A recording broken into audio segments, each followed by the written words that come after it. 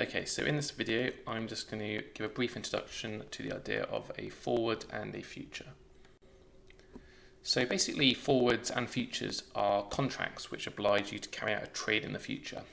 So when you enter into a future or forward contract, you are either obliged to buy a certain asset at a certain price at a certain time in the future, or to sell a certain asset at a certain time in the future.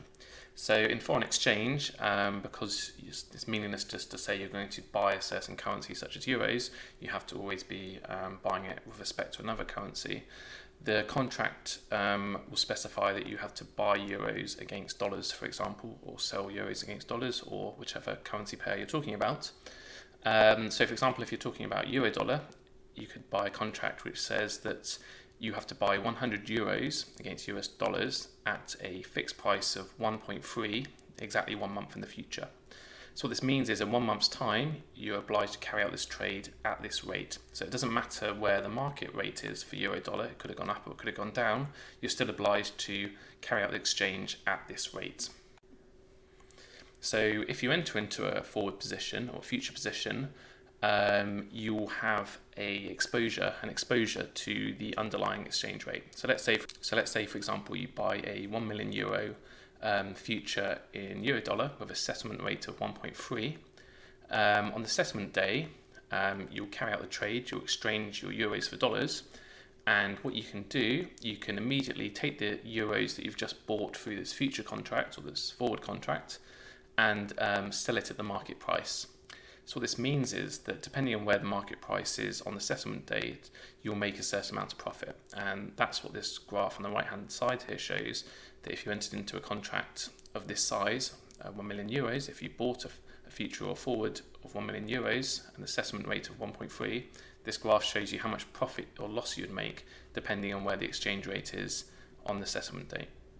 And exactly the same situation occurs if you were to sell the contract. So in exactly 1 month's time, for example, you're obliged to sell euros at an exchange rate of 1.3 against US dollars. And then the profit or loss you make on this will be determined by the exchange rate. So in this position, you have a short position in euro dollar, and the previous one you had a long position in euro dollar. So it's exactly the same exposure you had as if you held the cash position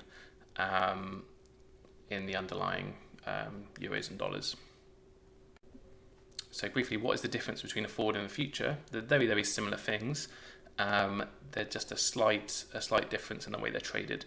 So when we talk about a forward, we're talking about an over-the-counter product. What that means is, if you want to trade a forward, it's a private agreement between two parties. So if you work at one investment bank, you could call another investment bank and say, I want to buy 10 million euros of a euro dollar future, a euro dollar forward, excuse me. However, if you were to trade a future, you'd go onto the exchange. So you'd use your exchange system. You wouldn't necessarily know who your counterparty was, but you'd still carry out the same trade. With a forward, because it's an over-the-counter agreement, you're just negotiating the trade with another counterparty. You can specify the details a lot more finely. So say you have an exact amount, 1,362,000 euros, for example, for whatever reason your business is anticipated to receive exactly that amount of money, you can negotiate a contract for that exact amount of money. Whereas on the futures market, i.e. on an exchange, the values tend to be in certain chunks. So say €1 million, for example. So if you want an exact amount, you'd use a forward and you negotiate that contract with your counterparty. There's also the dates as well. So there'd be futures would trade only on certain dates, whereas a forward you can negotiate it for any day you want. And finally, there's also credit risk as well. So if you're carrying out a trade with another counterparty, you need to be sure they're going to pay up when the time arrives. So you need to arrange your own credit agreement, your own collateral agreement with your counterparty in case you go bankrupt or they go bankrupt between the settlement date and the date of the trade. Whereas in the futures market, generally clearinghouse is used, so the credit risk is minimal. So if you carry out a trade and one of the counterparties go bust, the clearinghouse will make sure that's accounted for and the other end of your trade will still be fulfilled. There are a few other small differences between forwards and futures, but these are the main big points.